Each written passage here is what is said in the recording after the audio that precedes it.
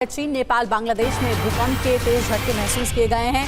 नेपाल में 7.1 तीव्रता का भूकंप आया है। चीन में 6.9 तीव्रता का भूकंप आया है। तो देखिए, आज सुबह सुबह ये खबर मिली है जब बिहार के भी कई जिलों में भूकंप के झटके महसूस किए गए हैं। वहीं दिल्ली एनसीआर में भी भूकंप आया है और सबसे बड़ी बात कि भूकंप का केंद्र नेपाल को बताया जा रहा है, जहां लगभग 7.2 तीव्रता का भूकंप आया है।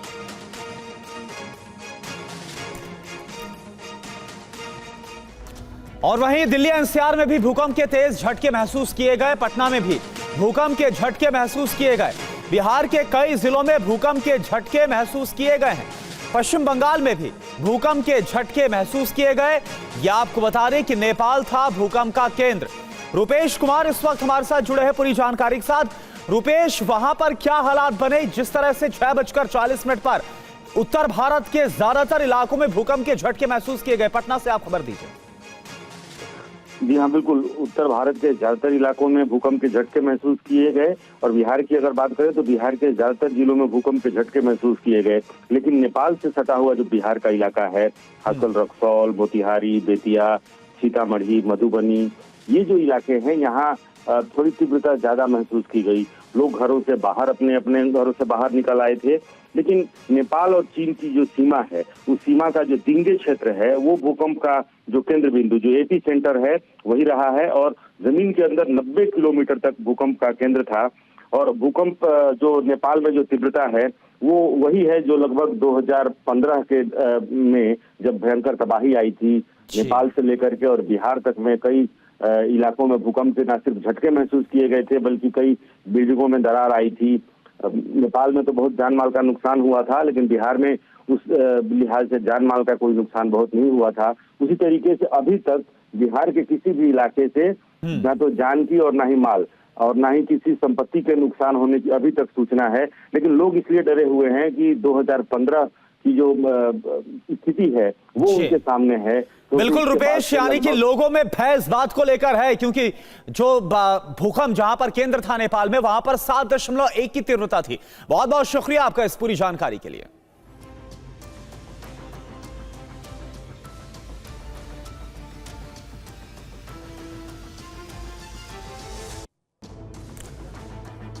अगली खबर का रुख करते हैं। चीन में तबाही मचाने वाला ह्यूमन मेटा न्यूमो वायरस अब भारत में भी पहुंच गया है। बेंगलुरु में इसके पहले मामले की पुष्टि की गई है। भारत में अब तक कुल 6 मामले सामने आ चुके हैं।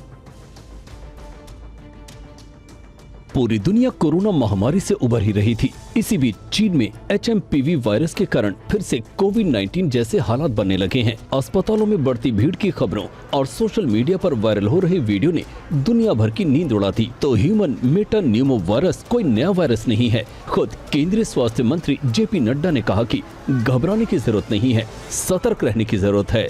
हम स्थिति का क्लोज मॉनिटरिंग कर रहे हैं। हम स्थिति का बहुत नजदीकी से जायजा ले रहे हैं और हम ये कह सकते हैं कि हमें चिंता का कोई कारण नहीं होना चाहिए। चीन में फैलने वाला ये खतरनाक वायरस अब भारत में भी पहुंच गया है। कल तक देश में 6 बच्चों में संक्रमण पाया गया है। केंद्रीय स्वास्थ्य मंत्रालय ने बताया कि भारतीय आयुर्विज्ञान अनुसंधान परिषद ने कर्नाटक में 2 बच्चों में HMPV संक्रमण पाया है। 3 महीने की बच्ची और 8 महीने के बच्चे में संक्रमण मिला है। इसके अलावा गुजरात में भी एक 2 माह की बच्ची में भी संक्रमण की खबर है। हालांकि एक्सपर्ट और डॉक्टरों का कहना है कि ये बहुत गंभीर रोग वाला वायरस नहीं है। ICMR ने ये कंफर्म किया है कि ये जो वायरस है ये रूटीनली और जो ये वायरस है इस मौसम में इन्फेक्शन का और जुकाम का और निमोनिया का कारण होता है। बच्चों में जो 1 साल से कम बच्चे होते हैं, इन्फेंट्स में और बुजुर्गों में या जिनकी भी इम्यूनिटी प्रतिरोधक शक्ति कम होती है, उनमें ये सीरियस बीमारी भी कर सकता है। हालांकि ये दोनों बच्चे ठीक हैं और इनको कोई सीरियस बीमारी नहीं है। और वहीं दिल्ली विधानसभा चुनाव की बात करें तो दिल्ली में विधानसभा चुनाव की तारीखों का ऐलान से पहले ही जो फाइनल वोटर लिस्ट है उसको जारी कर दिया गया और जैसे ही ये वोटर लिस्ट सामने आई है, इसके बाद सियासत भी काफी गर्मा गई है। दिल्ली में कुल मतदाता 1,55,24,858 है। इसमें पुरुषों की संख्या 83 लाख और महिलाओं की संख्या 71 लाख है। चुनाव आयोग ने ये लिस्ट ऐसे समय में जारी की है कि जब आम आदमी पार्टी लगातार बीजेपी पर नए वोट काटने और नए नाम जुड़वाने का आरोप लगा रही है। पूरी इलेक्शन मशीनरी एक एक गली एक एक मोहल्ले में जा रही थी, तो 29 नवंबर और 15 दिसंबर के बीच में ये 10,000 लोग कहां से आ गए? इससे ये साफ है कि गलत तरीके से वोटर जोड़ने की साजिश हो रही है। वहीं दूसरी तरफ बीजेपी की तरफ से आम आदमी पार्टी पर एक और गंभीर आरोप लगाया गया। कानून की किसी भी प्रक्रिया को बाधित करने के लिए वो हमेशा कोई ना कोई, चाहे वो वोट का मामला था, फर्जी वोट बनवाओ और जब वो पकड़े जाएं तो चिल्लाओ, शोर मचाओ। मतलब आप समझिए कि इससे बड़ा फ्रॉड क्या होगा कि दिल्ली में फर्जी वोट बनवाए गए। असम के दीमा हसाओ जिले में एक कोयला खदान में दुर्घटना के चलते कई मजदूर फंस गए हैं। असम के मुख्यमंत्री हिमंता बिस्वा शर्मा ने फंसे हुए लोगों के लिए प्रार्थना की। देखिए रिपोर्ट। खदान में अचानक पानी भर गया, इससे मजदूर फंस गए। करीब 15 मजदूर काम कर रहे थे, लेकिन आधिकारिक संख्या की पुष्टि नहीं हुई है। एसडीआरएफ और एनडीआरएफ मौके पर पहुंच गई हैं। वहीं असम सीएम ने सेना से भी मदद मांगी है। ये खदान दीमा हसाओ जिले के उमरांगशु क्षेत्र में 3 किलो नामक स्थान पर मौजूद है, जहाँ राज्य सरकार के खान और खनिज विभाग द्वारा संचालित कोयला खदान के अंदर कई मजदूरों के फंसने की वजह से प्रशासन में हड़कंप मच गया है। खदान 300 फुट गहरी है, जिसमें भूमिगत पानी रिसने की वजह से मजदूरों की जान जोखिम में पड़ गई है। और वहीं भारत के खिलाफ झंडा उठाना कनाडा के पीएम जस्टिन ट्रूडो को महंगा पड़ गया। ट्रूडो ने 9 साल के शासन के बाद इस्तीफे का ऐलान कर दिया है।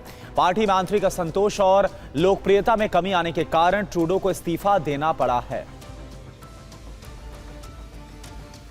ट्रूडो ने यह भी कहा कि उन्होंने गवर्नर जनरल मैरी साइमन से 24 मार्च तक संसद को स्थगित करने के लिए कहा और उन्होंने अनुरोध स्वीकार कर लिया है। ट्रूडो 2015 से कनाडा के प्रधानमंत्री थे। इसी के साथ लिबरल पार्टी में नए नेता की खोज भी शुरू हो गई है। ट्रूडो के इस्तीफे से कनाडा में इसी साल चुनाव का रास्ता भी साफ हो गया है। दरअसल ट्रूडो अपने घरेलू चुनौतियों से निपटने की बजाय लगातार खालिस्तानी पॉलिटिक्स को शह देते रहे। महंगाई और बेरोजगारी के मुद्दे पर विपक्ष उनको लगातार घेर रहा था। ट्रंप उन पर निशाना साध रहे थे, लेकिन ट्रूडो कहीं सफल नहीं हो पा रहे थे। कई मुश्किलों में घिरे ट्रूडो ने अब ये कदम उठाया है। अगर देखें तो साल 2023 से लेकर अब तक कनाडा और भारत के रिश्तों ने बहुत उतार चढ़ाव देखा है। जून 2023 में खालिस्तानी अलगाववादी हरदीप सिंह निज्जर की हत्या के 3 महीने बाद पीएम ट्रूडो ने जिस तरह से हत्या के कथित भूमिका को लेकर भारत सरकार पर गंभीर आरोप लगाए, उसके बाद रिश्ते अब तक नॉर्मल नहीं हो पाए हैं। ट्रूडो के इन कदमों से कनाडा में उनकी लोकप्रियता घटती गई। कुछ महीनों से कनाडा में बढ़ी महंगाई के साथ साथ इकोनॉमी, हेल्थ केयर और आवास से जुड़े मसले बेहद अहम हो चले। जस्टिन ट्रूडो के इस्तीफे के बाद अमेरिकी राष्ट्रपति ने कहा कि अगर विपक्षी नेता पीएलए पोलिवरे कनाडा के प्रधानमंत्री बनते हैं तो ये बहुत अच्छा होगा। जस्टिन ट्रूडो के इस्तीफे के ऐलान के बाद स्पेस एक्स और टेस्ला के सीईओ एलन मस्क ने कहा कि 2025 अच्छा गुजरता दिख रहा है। बीपीएससी विवाद पर आज सुप्रीम कोर्ट में सुनवाई है। याचिका में परीक्षा रद्द करने की मांग की गई है। प्रशांत किशोर ने कहा है कि धरने की जगह को लेकर आज जानकारी देंगे। जमानत मिलने के बाद प्रशांत किशोर ने हुंकार भरते हुए कहा कि शुरुआत गांधी मैदान से हुई है, समाप्त भी गांधी मैदान में ही होगा। अनशन जारी है।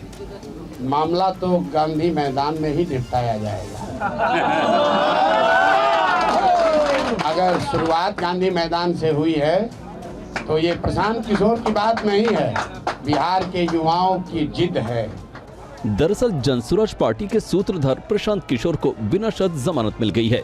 पटना कोर्ट ने पहले बेल के लिए जो शर्तें लगाई थी उसे हटा लिया गया है। कोर्ट ने जमानत की शर्तें हटा दी, जिसके बाद बेउर थाने से निजी मुचलके पर उन्हें छोड़ा गया। जनसुराज पार्टी के सूत्रों ने कहा कि प्रशांत किशोर बेउर जेल परिसर में लगभग 3 घंटे रहे, जहां उन्हें जमानत की शर्तें मानने से मना करने के बाद भेजा गया था। वहीं प्रशांत किशोर को लेकर आरजेडी नेता तेजस्वी यादव ने तीखा हमला बोला है। एक कहानी लिखी गई है, उसमें एक डायरेक्टर है, एक प्रोड्यूसर है।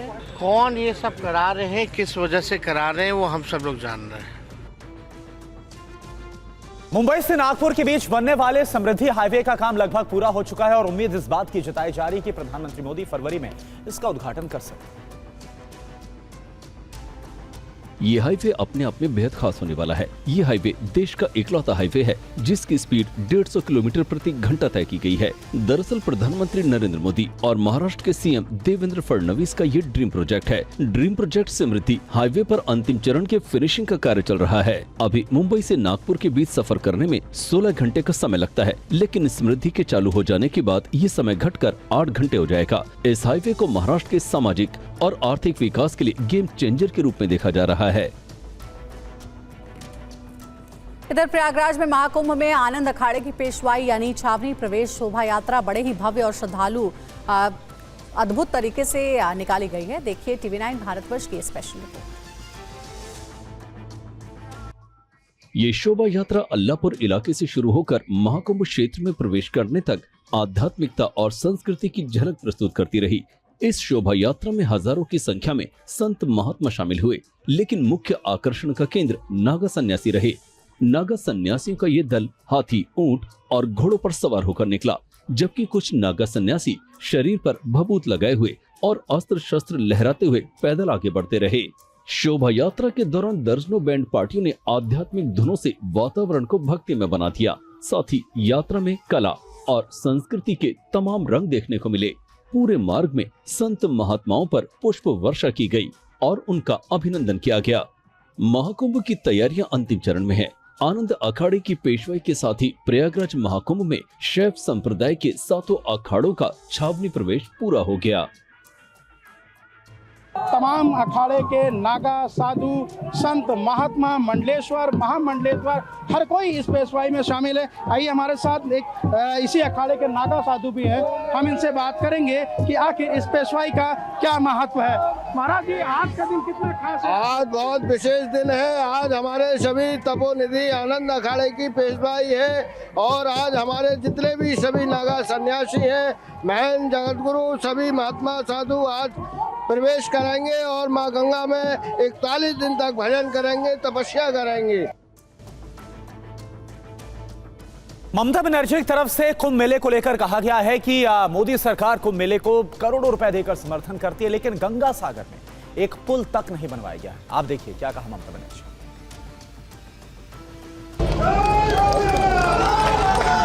ममता बनर्जी ने सोमवार को केंद्र सरकार से गंगा सागर मेले को राष्ट्रीय मेला घोषित करने की मांग की।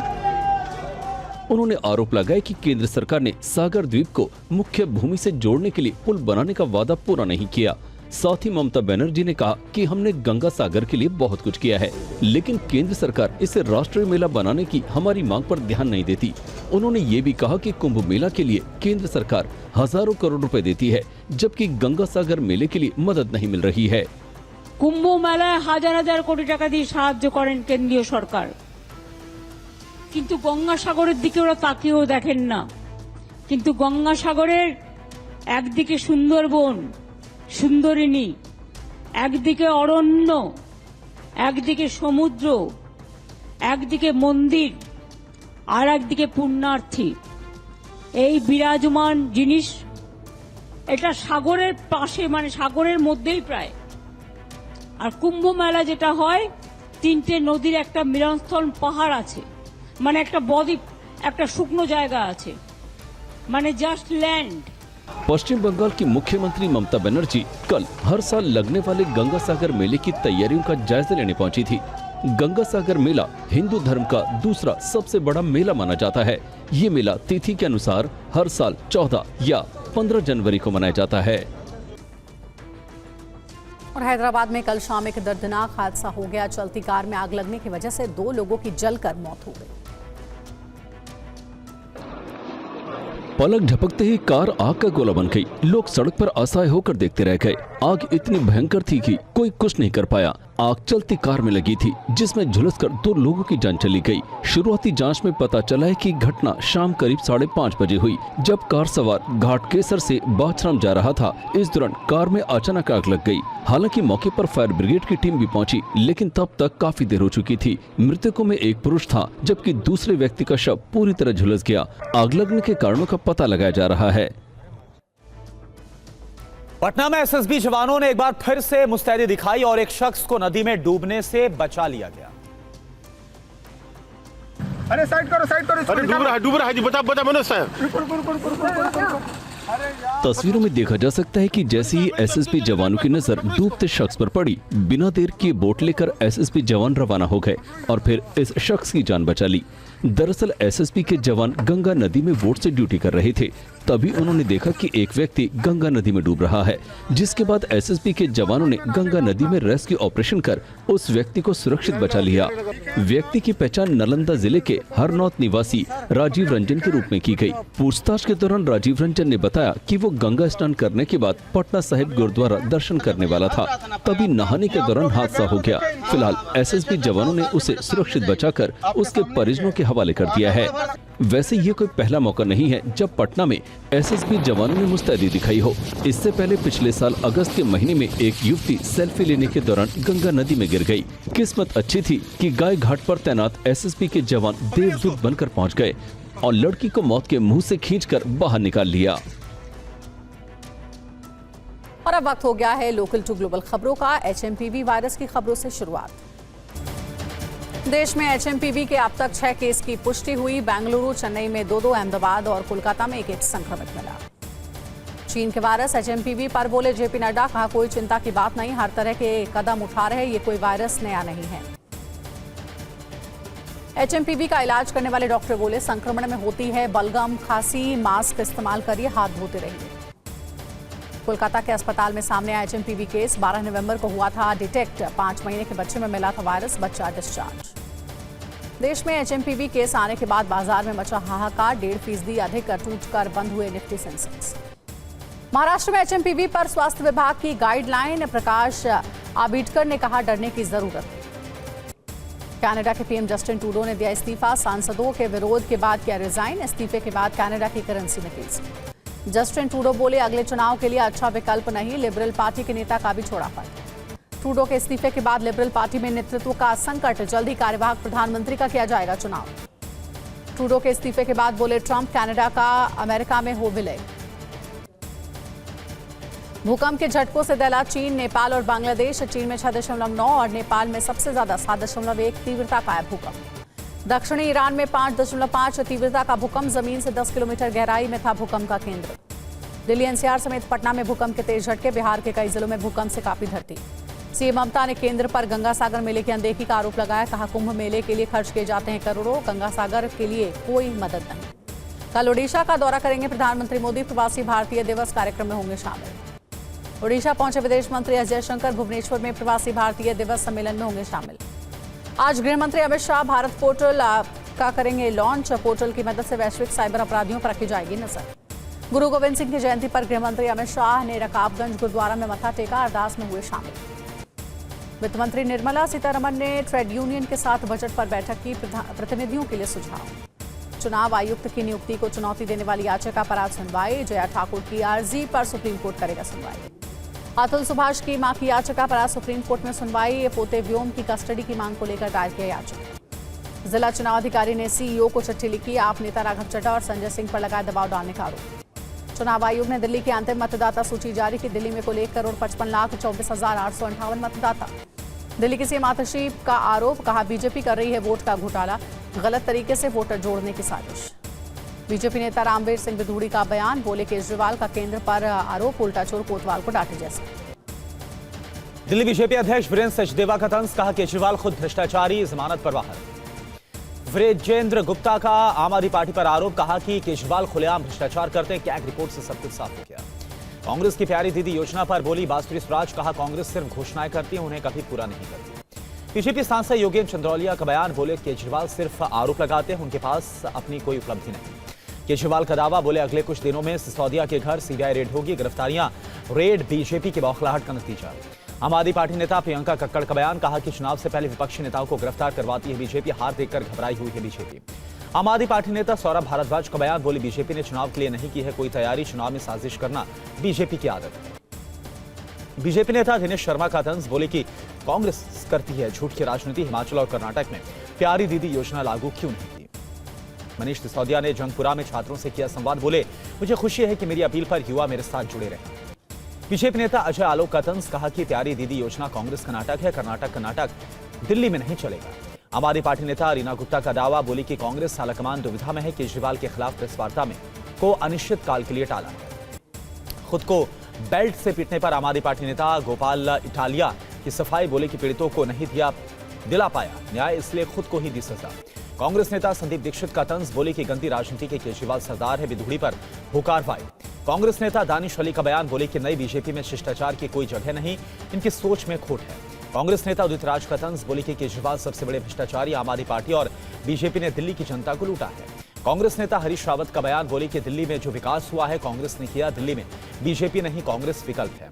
लालू प्रसाद के ऑफर पर बोले नीतीश कुमार, कहा कि अब इधर उधर नहीं जाऊंगा, अटल बिहारी ने मुझे बनाया था सीएम। प्रशांत किशोर का बयान, बोले शुरू गांधी मैदान में किया है तो निपटाएंगे भी गांधी मैदान में ही। कोर्ट परिसर में प्रशांत किशोर के समर्थकों का हंगामा, पुलिस ने लाठीचार्ज किया, एक पुलिसकर्मी को भी चोट लगी। तेजस्वी यादव का तंज, बोले प्रशांत किशोर बीजेपी की बी टीम है, इनका छात्रों से कोई लेना देना नहीं है, नैरेटिव सेट करने की कोशिश है ये। समाजवादी पार्टी के नेता अवधेश प्रसाद का तंज, बोले कि सीएम योगी चाहे जितनी बार मिल्कीपुर आए, बीजेपी चुनाव हारेगी, जनता ने मन बना लिया है, जल्द भंग की जाएगी समाजवादी पार्टी की कमेटियां। अखिलेश यादव ने दिए निर्देश, नई कमेटी में सक्रिय कार्यकर्ताओं को मिलेगी तरजीह। बीजेपी नेता जमाल सिद्दीकी ने पीएम मोदी को लिखी चिट्ठी, इंडिया गेट का नाम भारत माता द्वार करने की मांग की गई। इस्तीफे की अटकलों के बीच अजित पवार से मिले धनंजय मुंडे, बोले डिप्टी सीएम को अपने विभाग के काम की जानकारी दी। एनसीपी नेता छगन भुजबल का बयान, बोले धनंजय मुंडे के खिलाफ कोई सबूत नहीं, राजनीति में आरोप लगाना आम बात है।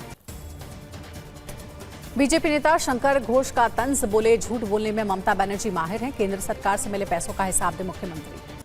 कांग्रेस नेता शुभांकर सरकार का बयान, बोले पश्चिम बंगाल में कानून व्यवस्था खत्म, सीएम ममता को गृहमंत्री का इस्तीफा लेना चाहिए। बीजेपी नेता समेक भट्टाचार्य का बयान, बोले लाखों श्रद्धालुओं की भावनाओं से खिलवाड़ करी ममता बनर्जी, सीएम ने नीति आयोग के सामने क्यों नहीं उठाया मुद्दा। पूर्व प्रधानमंत्री एचडी देवेगौड़ा ने बाबा बैद्यनाथ के किए दर्शन, गर्भगृह में की पूजा अर्चना। कांग्रेस नेता रमेश बाबू का बयान, कहा कई केंद्रीय मंत्रियों पर भ्रष्टाचार के केस, पहले उनका इस्तीफा ले बीजेपी। गोविंद सिंह डोटासरा का बयान, बोले जन विरोधी काम कर रही है राजस्थान सरकार, जनता को कुछ देने के लिए जगह छीन रही सरकार। सीएम मांझी ने उच्च स्तरीय निकासी प्राधिकरण की बैठक की, 45,000 करोड़ की 5 निवेश परियोजनाओं को मंजूरी। सीएम रेवंत रेड्डी ने आराम नगर फ्लाईओवर का उद्घाटन किया, मनमोहन सिंह के नाम पर रखा नाम। राज्यपाल आरिफ मोहम्मद खान ने पटना साहिब में टेका मत्था, कहा यहां हमें सेवा करने की मिलती है प्रेरणा। सुप्रीम कोर्ट की हाई पावर्ड कमेटी ने किसान नेता डल्लेवाल से की मुलाकात, मेडिकल ट्रीटमेंट लेने की अपील की। सुप्रीम कोर्ट की कमेटी से बोले डल्लेवाल, कहा पहले बातचीत का रास्ता निकाले केंद्र, तभी लूंगा मेडिकल ट्रीटमेंट। इजरायली निवासियों का फिलिस्तीन के कई गांवों पर हमला, घरों और गाड़ियों को लगाई आग। इजरायली प्रवासियों का वेस्ट बैंक के रामल्लाह पर घातक हमला, शहरों और गांवों में मचाया उत्पात, लगाई आग। फिलिस्तीन के तुबास में चला इजरायली बुलडोजर, अल-फारा शिविर की सड़कों को किया ध्वस्त। अमेरिका में ट्रंप की जीत का आधिकारिक ऐलान, संसद ने नवनिर्वाचित ट्रंप के 2024 के चुनाव में जीत को प्रमाणित किया। अमेरिकी एनएसए जैक सुलिवन ने पीएम मोदी से की मुलाकात, पीएम मोदी बोले भारत अमेरिका ने नई ऊंचाइयों को छुआ। राष्ट्रपति ज़ेलेंस्की का दावा, कुर्स्क में दुश्मन के 38,000 से ज्यादा सैनिकों को उतारा मौत के घाट, यूक्रेनी सैनिकों को किया धन्यवाद। यूक्रेन के हमले में रूस के 2 एडीएस ध्वस्त, पंतशीर S1 सिस्टम और OSA नष्ट हुए। कीव में रूसी जासूस गिरफ्तार, यूक्रेन की खुफिया एजेंसी का दावा, यूक्रेनी सेना पर हमले की थी साजिश। डोनबास में रूसी सेना को सफलता, जंग में यूक्रेन के 80% सैनिकों की मौत, कुराखोवो पर रूस का नियंत्रण। ज़ेपोरिज़िया में रूसी सेना का पलटवार, मिसाइल से किया अटैक, यूक्रेनी सेना को किया टारगेट। रूसी हमले में यूक्रेन की 5 मंजिला इमारत तबाह, रूसी सैनिक बोले जहां भी दुश्मन मिला नष्ट कर दिया। अमेरिका के लुइसियाना में बर्ड फ्लू से 65 साल के शख्स की मौत हुई है। H5N1 से पहली बार किसी की जान गई। अमेरिका में बर्फबारी संकट के बीच कई राज्यों में इमरजेंसी, 6 करोड़ लोग बर्फीले तूफान से प्रभावित। असम में 300 फीट गहरी कोयला खदान में पानी भरने से 15 मजदूर फंसे, एसडीआरएफ एनडीआरएफ का रेस्क्यू जारी। सीएम हेमंता शर्मा का पोस्ट लिखा कि सभी की सुरक्षा के लिए ईश्वर से प्रार्थना, सेना से मांगी मदद। छत्तीसगढ़ के बीजापुर में नक्सलियों ने आईडी से पिकअप वैन को उड़ाया, डीआरजी के 9 जवान शहीद, 8 घायल हो गए। सोर्सेस के मुताबिक जल्द बीजापुर जाएगी एनआईए की टीम, नक्सली हमले की करेगी जांच, एनआईए की फॉरेंसिक टीम भी मौजूद रहेगी। नक्सली हमले पर अमित शाह ने जवानों के परिवार वालों के प्रति जताई संवेदना, कहा हमारे जवानों का बलिदान व्यर्थ नहीं जाएगा। राहुल गांधी ने बीजापुर नक्सली हमले पर जताया दुख, शहीदों को श्रद्धांजलि दी, घायल जवानों के जल्द ठीक होने की कामना की। प्रियंका गांधी ने शहीदों के परिवार वालों के प्रति जताई संवेदना, कहा पूरा देश आतंकवाद के खिलाफ एकजुट है। बीजापुर आईडी धमाके की सीएम विष्णुदेव साय ने निंदा की, कहा कि जवानों का बलिदान नहीं जाएगा व्यर्थ, नक्सलवाद होगा खत्म। बीजापुर नक्सली हमले पर केजरीवाल ने जताया दुख, शहीद जवानों की अमर शहादत पर नमन किया। अंतरिक्ष में स्पार्डेक्स के साथ भेजे गए लोबिया में फूटे अंकुर, बीजों में अंकुरण के बाद निकली पत्तियां। महाराष्ट्र के धाराशिव में खेत में पानी को लेकर खूनी झड़प, 3 की मौत हो गई, 4 घायल, जांच में जुटी है पुलिस। यूपी के कन्नौज में पुलिस टीम पर हमला हुआ, पुलिस की गाड़ियों और एम्बुलेंस में तोड़फोड़ की गई, कई पुलिसकर्मी घायल हुए। पटना में एसएसबी जवानों ने बचाई गंगा में डूब रहे युवक की जान, नहाने के दौरान फिसला था पैर। यूपी के कासगंज में एसबीआई मैनेजर ने की खुदकुशी, पत्नी का आरोप, अधिकारी नहीं देते थे छुट्टी, करते थे प्रताड़ित। जयपुर में पेपर लीक से जुड़े गिरोह का भंडाफोड़ हुआ, 14 गिरफ्तार, एग्री ट्रेनी भर्ती परीक्षा में करवा रहे थे नकल। मुंबई के अंधेरी वेस्ट के अपार्टमेंट में आग से अफरा तफरी मच गई, आग से कोई हताहत नहीं हुआ। हैदराबाद में चलती कार में आग लगने से 2 लोगों की मौत हो गई, धू-धू कर जली कार, हादसे की जांच पड़ताल में जुटी है पुलिस। दिल्ली में टिल्लू ताजपुरिया प्रवेश गैंग के 3 गुर्गे गिरफ्तार किए गए, बदमाशों से हथियारों का जखीरा बरामद किया गया। प्रयागराज में अंतिम चरण में महाकुंभ की भव्य तैयारियां, संगम की रेत पर सजी है कुंभ की नगरी, टापू व्यू आया सामने। प्रयागराज में संध्या आरती से जगमगा उठा रामघाट, भव्य आरती में लगा श्रद्धालुओं का जमावड़ा। महाकुंभ में निकली आनंद अखाड़े की पेशवाई, ढोल नगाड़ों की गूंज के साथ साधु संतों ने किया प्रवेश। आचार्य सत्येंद्र दास ने सनातन के सबसे बड़े मेले महाकुंभ का बताया महत्व, कहा शाही स्नान होता है उत्तम फलदायी। महाकुंभ की तैयारियों को लेकर अरैल घाट पर एनडीआरएफ ने किया मॉक ड्रिल, नदी में डूबते शख्स का रेस्क्यू किया गया। चंद्रेश्वर महादेव मंदिर दर्शन करने पहुंचे संभल डीएम एसपी, बोले मंदिर भूमि की होगी जांच, 80 बीघा भूमि में 19 बीघे पर मंदिर का कब्जा है। यूपी के फिरोजाबाद में मिला 60 साल से बंद मंदिर, वीएचपी ने शुरू कराई खुदाई, जमीन के नीचे मूर्तियां दबी होने का अंदेशा है। और अब वक्त हो चुका है वीडियो ब्रेकिंग का। वीडियो ब्रेकिंग की शुरुआत करते हैं चीन में लगी जंगलों की भीषण आग से। पहली वीडियो ब्रेकिंग है, चीन के गुइगांग प्रांत में जंगलों में भीषण आग लग गई। देख सकते हैं आप तस्वीरें, कैसे धू-धू कर आग जली हुई दिख रही है। ऊंची ऊंची लपटें आग की नजर आ रही है। कई दिनों से लगी जंगल में भीषण आग से कोहराम मचा हुआ है। आग की लपटें कई किलोमीटर दूर तक फैली हैं। फायर ब्रिगेड की टीम आग बुझाने में जुटी हुई है, लेकिन आग पर पूरी तरीके से काबू नहीं पाया जा सका है।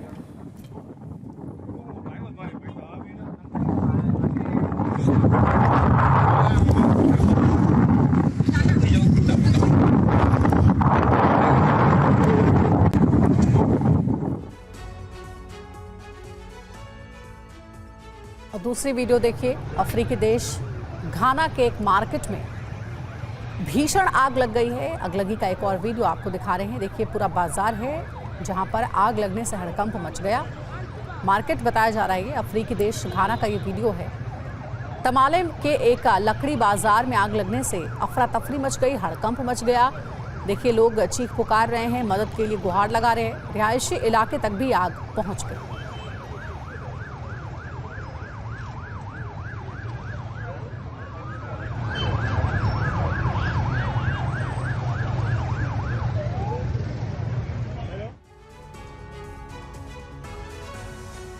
और वहीं मध्य अमेरिकी देश अल सल्वाडोर में भूकंप के झटके। अल सल्वाडोर के कई शहरों में भूकंप की तीव्रता 6.2 मापी गई। भूकंप के झटकों से दहशत में दिखे लोग।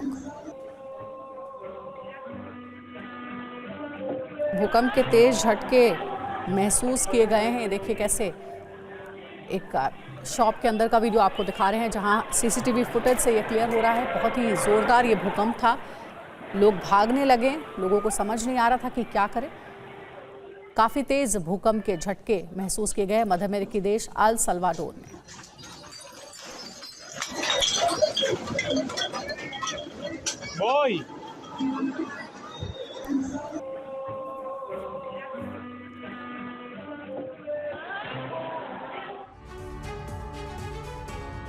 वर्जीनिया के आर्लिंगटन में शख्स ने की पुलिस पर फायरिंग। ये देखिए एक व्यक्ति ने पुलिस पर ही फायरिंग कर दी। शख्स को गिरफ्तार करने पहुंची थी पुलिस और उसी दौरान पुलिस पर फायरिंग की गई है।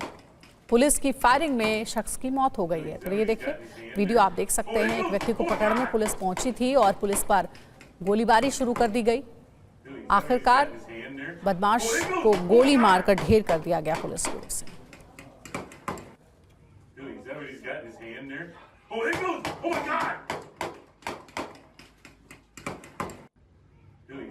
got his hand there. Oh, there goes! Oh my God! Billy, is that what he's got in his hand there? और अमेरिका के इंडियाना प्रांत से हैरान करने वाली तस्वीर सामने आई है। इवांसविले शहर में बर्फबारी के बीच बिजली के तारों में आग लग गई। आग के पूरे शहर की बत्ती गुल हो गई। आग लगने की वजह से पूरे शहर में लाइट चली गई। इंडियाना प्रांत से हैरान करने वाली ये तस्वीर सामने आई है।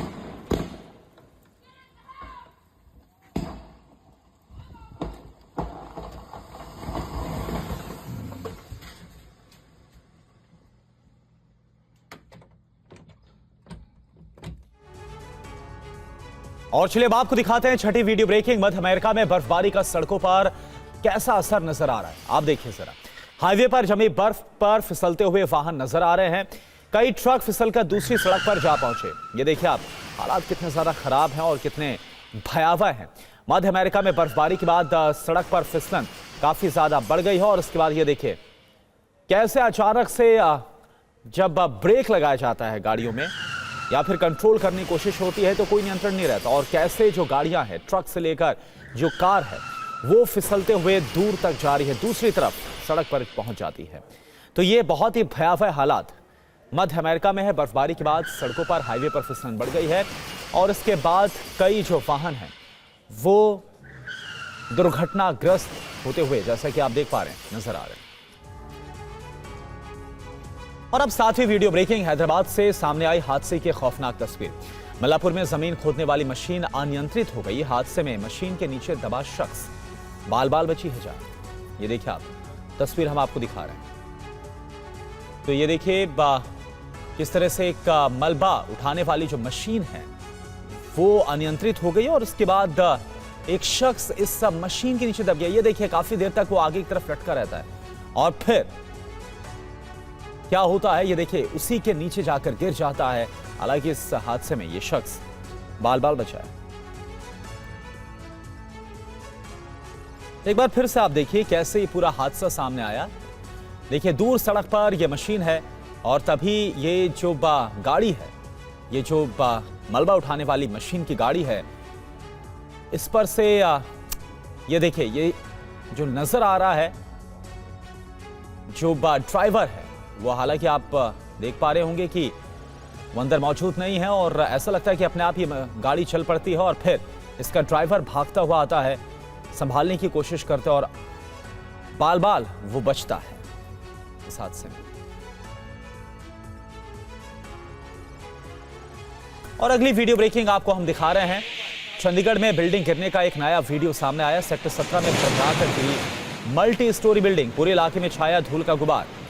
तो ये देखिए चंडीगढ़ की तस्वीर आपके सामने है जहां पर सेक्टर 17 में एक इमारत है जो कि धराशायी हो गई और इसका ये वीडियो इस वक्त आप देख पा रहे हैं कैसे जो इमारत है वो भरभरा कर गिरी है, जैसा कि आप तस्वीरों में भी देख पा रहे हैं।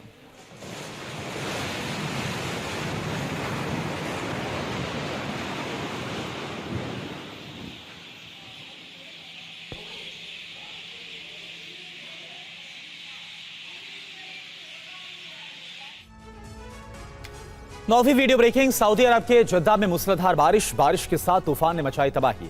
बारिश और तूफान के बीच जान बचाते नजर आए लोग। रिहायशी इलाके में भी पानी भर गया।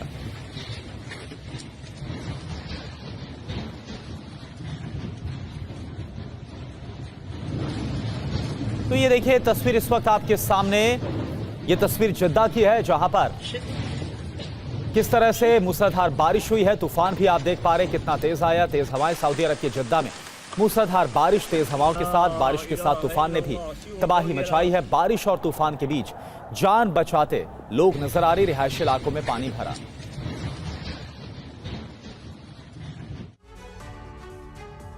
और देखिए दिल्ली चुनाव से जुड़ी एक बड़ी खबर आ रही है। दिल्ली चुनाव की तारीखों का ऐलान आज होगा, ये बड़ी जानकारी सामने मिल रही है। दिल्ली विधानसभा चुनाव को लेकर के आज चुनाव आयोग तारीखों का ऐलान कर देगा। तो बड़ी जानकारी है दिल्ली चुनाव को लेकर के, बड़ी अपडेट। दिल्ली चुनाव की तारीखों का ऐलान आज हो जाएगा। दोपहर 2 बजे एक प्रेस कॉन्फ्रेंस करके दिल्ली चुनाव आयोग तारीखों का ऐलान दिल्ली के लिए करेगा चुनाव आयोग। तो ये देखिए दिल्ली विधानसभा चुनाव को लेकर ये बहुत अहम खबर है, बड़ी अपडेट ये सामने आ रही है। आज चुनाव आयोग की तरफ से दिल्ली चुनाव की तारीखों का ऐलान किया जाएगा और इसको लेकर जो तैयारियां हैं वो कर ली गई है 70 सदस्यीय विधानसभा। और इसको लेकर आज ये बाकायदा ये देखिए नोटिफिकेशन इस वक्त हम आपको दिखा रहे हैं, जो मीडिया इनविटेशन है और जो मीडिया है उसको आमंत्रित किया गया है। और आज 2 बजे दिल्ली विधानसभा चुनाव को लेकर तारीखों का जो ऐलान है वो चुनाव आयोग की तरफ से किया जाएगा। रजनीश रंजन इस वक्त हमारे साथ जुड़े हैं पूरी जानकारी के साथ। रजनीश, क्या जानकारी सामने आ रही है? बिल्कुल, देखिए चुनाव आयोग की ओर से आधिकारिक जानकारी दे दी गई है। आज दोपहर 2 बजे विज्ञान भवन में प्रेस कॉन्फ्रेंस होगी और दिल्ली में विधानसभा चुनाव की घोषणा जो फुल बेंच इलेक्शन कमीशन है उनकी ओर से किया जाएगा और 2 बजे के बाद से ही दिल्ली में आदर्श आचार संहिता लागू कर दी जाएगी। कल ही चुनाव आयोग ने अपडेटेड वोटर लिस्ट जारी किया था, दिल्ली के तमाम मतदाताओं की संख्या की जानकारी दी थी और तब से ही ये माना जा रहा था कि कभी भी चुनाव की घोषणा हो सकती है। चूंकि फरवरी के तीसरे हफ्ते में दिल्ली विधानसभा का कार्यकाल समाप्त हो रहा है तो इस लिहाज से तारीख की ये घोषणा होनी थी और बिल्कुल उसी तर्ज पर चुनाव आयोग ने ये घोषणा की है। दोपहर 2 बजे प्रेस कॉन्फ्रेंस के माध्यम से चुनाव आयोग चुनाव की तारीखों और रिजल्ट के तारीख का अनाउंसमेंट करेगा। जी अच्छा रजनीश, एक बात बताइए, क्योंकि 70 सदस्यीय विधानसभा है दिल्ली की और क्या संभावना जताई जा रही है? क्या जो चुनाव है वो सिंगल फेज में करवाया जा सकता है या अलग अलग फेजेस में चुनाव हो सकता है? क्या संभावना है? देखिए, अभी तक जो चुनाव हुए हैं दिल्ली में विधानसभा चुनाव, चाहे वो 1993 का पहला विधानसभा चुनाव हो या उसके बाद से लगातार जो चुनाव हुए हैं सभी दिल्ली में एक ही चरण में हुए हैं। क्योंकि छोटा राज्य है और सिर्फ 70 विधानसभा पर चुनाव होते हैं तो इस लिहाज से ये कहा जा सकता है कि ये चुनाव भी सिंगल फेज में होगा। दो फेज में कराने की कोई वजह या कोई जो कंक्रीट जो वजह है वो चुनाव आयोग की ओर से कभी भी नहीं दी गई है और दिल्ली में कानून व्यवस्था की स्थिति भी बेहतर ही रहती है और चुनाव आयोग लगातार जो गृह मंत्रालय के अधिकारी हैं उनसे चुनाव को लेकर बातचीत करते रहते हैं। 2 दौर की बैठक भी पैरामिलिट्री फोर्सेस के डिप्लॉयमेंट को लेकर हो गई है तो ऐसा लगता नहीं है कि चुनाव 2 चरण में होंगे, एक ही चरण में चुनाव की घोषणा हो सकती है। जी बिल्कुल रजनीश, तो जैसा आप बता रहे हैं कि एक चरण में दिल्ली विधानसभा के चुनाव होने की संभावना नजर आती है। हालांकि दोपहर 2 बजे ये क्लियर हो जाएगा, एक प्रेस कॉन्फ्रेंस के माध्यम से चुनाव आयोग तारीखों का ऐलान कर देगी। लेकिन रजनीश, इस बार चुनौतियां क्या रहेंगी? क्योंकि इससे पहले हमने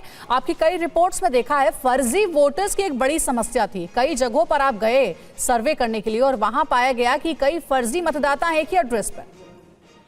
बिल्कुल, देखिए फर्जी मतदाता चुनाव आयोग के लिए बहुत बड़ी चुनौती है और फर्जी मतदाताओं के साथ साथ जो राजनीतिक दल मतदाताओं के जो जेन्युइन मतदाताओं के वोट कटने की जो बात कर रहे हैं ये भी एक चुनौती के तौर पर सामने आया। तो चुनाव आयोग को ये दोहरी चुनौती से जूझना पड़ेगा, निपटना पड़ेगा और हमने अपने रिपोर्ट में दिखाया और पहले भी इस तरह की बात हमने की थी कि चुनाव आयोग के पास इतना कम समय है कि वो फर्जी मतदाताओं के वोटर लिस्ट से नाम कैसे डिलीट कर पाएंगे। तो निश्चित तौर पर एक चुनौती तो है और ये भी माना जा सकता है जिस तरह की रिपोर्ट्स आई हैं और जिस तरह की रिपोर्ट्स TV9 भारतवर्ष ने की है, दिल्ली विधानसभा चुनाव में ऐसे मतदाताओं की तादाद बहुत ज्यादा है जो पूरी तरह से फेक हैं, जेन्युइन नहीं है। वो मतदाता भी चुनाव में अपने मताधिकार का इस्तेमाल करने आएंगे तो चुनाव आयोग उनको कैसे रोकेगा और चुनाव आयोग किस मैकेनिज्म के साथ उनको चुनाव में वोट डालने से मना कर पाएगा, ये निश्चित तौर पर एक बड़ा चैलेंज है चुनाव आयोग के लिए। लेकिन चुनाव आयोग लगातार, कल भी जब प्रेस कॉन्फ्रेंस हो उन्होंने जो जानकारी दी थी वोटर लिस्ट के बारे में, तब भी उन्होंने कहा था कि एक चैलेंज उनके पास तो जरूर रहता है लेकिन अलग अलग विधानसभा क्षेत्रों के जो BLO हैं वो उस मैकेनिज्म के साथ अपनी रिपोर्ट चुनाव आयोग को देते हैं। लेकिन चूंकि अब अपडेटेड लिस्ट जारी हो चुकी है तो अभी वो फर्जी मतदाता भी वोट देंगे जिन्हें कानूनन वोट नहीं देना चाहिए। ये निश्चित तौर पर एक बड़ा सवाल चुनाव की प्रक्रिया पर तो जरूर उठाएगा। जी अच्छा रजनीश, अगर दिल्ली के सियासी माहौल की बात करें तो इस पर भी थोड़ा जिक्र करना चाहें क्योंकि काफी अब गर्माता हुआ नजर आ रहा है। आम आदमी पार्टी की तरफ से तमाम जो उम्मीदवार है वो घोषित कर दिए गए हैं, कांग्रेस ने 48 और बीजेपी की पहली लिस्ट भी सामने आ गई है और एक दूसरे पर हमला भी किया जा रहा है। तो एक तरफ चुनाव आयोग की तैयारियां और आज चुनाव की तारीखों का ऐलान और दूसरी तरफ जो सियासी माहौल है वो भी जैसे जैसे चुनाव करीब आ रहे हैं वैसे और ज्यादा यहाँ पर गर्मी बढ़ती नजर आ रही है। रजनीश, बिल्कुल, देखिए पार्टियां एक दूसरे के प्रति हमलावर हैं। आम आदमी पार्टी को लगता है कि पिछले 3 कार्यकाल, 2 पूरा कार्यकाल और एक जो उनकी 48 दिन की सरकार थी उसमें उन्होंने जनता के लिए जो काम किए हैं उसके आधार पर वो वोट मांग रहे हैं। लेकिन उनके अपने सहयोगी रहे लोकसभा चुनाव में 6 महीने पहले तक दिल्ली में मिलकर चुनाव लड़ने वाली कांग्रेस, उनके प्रति बहुत ज्यादा अटैकिंग है। कुछ दिनों पहले अजय माकन ने जिस तरह के बयान दिए थे उसके बाद आम आदमी पार्टी बहुत हमलावर हो गई थी और बीजेपी भी अपने लिए स्पेस ढूंढ रही है। जो बीजेपी कभी दिल्ली में सरकार बनाने की बात करती थी, अब वो 3 और 5 सीटों पर वो सिमट गए हैं। तो चुनौती कांग्रेस पार्टी के लिए अपना अस्तित्व बचाने का है। बीजेपी के पास उनको दिल्ली की राजनीति की मुख्यधारा में आने की चुनौती है और अरविंद केजरीवाल की चुनौती है कि वो अपनी सरकार को कैसे बचाएं। तो तीनों पार्टियां एक दूसरे के प्रति हमलावर हैं। बहुत आदमी पार्टी ने बहुत उम्मीदवारों की सूची जारी कर दी थी। कांग्रेस पार्टी ने भी लगभग अपनी बहुत बड़ी तादाद में जो उनके उम्मीदवार हैं उनकी सूची जारी कर दी है, लेकिन बीजेपी अभी भी मीटिंग कर रही है और उनके तमाम उम्मीदवारों की सूची अभी जारी नहीं हुई है। तो ऐसा लगता है कि चूंकि अब चुनाव की घोषणा आज हो रही है, तो आज शाम से लेकर कल तक बीजेपी और कांग्रेस की जो बचे हुए उम्मीदवारों की सूची है वो भी सामने आ सकती है।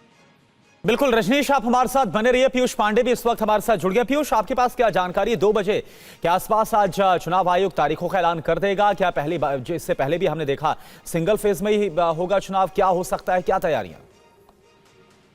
बिल्कुल करुणा, देखिए दोपहर 2 बजे चुनाव आयोग विज्ञान भवन में दिल्ली के चुनाव की घोषणा करेगा और करीब 30 दिन का वक्त मिलेगा प्रचार प्रसार के लिए पॉलिटिकल पार्टीज को, और मिड फरवरी में जो रिजल्ट हैं उनकी घोषणा भी हो जाएगी और उससे पहले मतदान भी उसके आसपास यानी कि 6-7 दिन पहले आयोजित कराया जाएगा। और सिंगल फेज में ही चुनाव कराने की अभी तक की मंशा चुनाव आयोग की है और इसकी घोषणा होते ही इसकी पुष्टि भी हो जाएगी।